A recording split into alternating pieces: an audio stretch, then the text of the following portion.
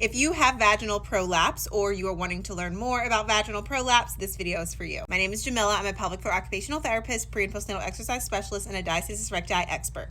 So vaginal prolapse is essentially when your organs are protruding or falling out of you. This is not just during postpartum, but this can happen during pregnancy. A lot of times it usually starts in pregnancy or during the pushing phase of labor and delivery and then progresses into postpartum. However, it can also start in postpartum, especially if you're wearing one of those waist trainers or something that's going to cinch your waist. That can exacerbate prolapse symptoms and potentially make it worse. But do not fear, vaginal prolapse can be healed. Of course, it depends on the grade and the severity of your prolapse, but healing to some degree is possible.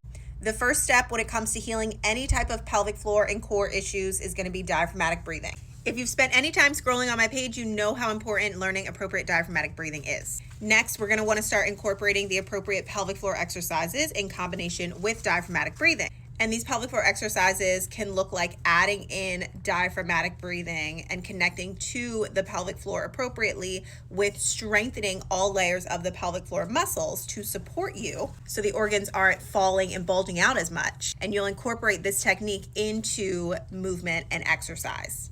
Additionally, and this is so important if you really want to heal your prolapse, you have got to stop doing the poor habits that you have probably been doing that have been causing or making your prolapse worse. These poor habits can look like sucking in your abdominals, wearing waist trainers, or things that are cinching your waist. Again, not good at all for your pelvic floor and your core. Running or jumping, if you have pelvic floor dysfunction, you need to stop immediately.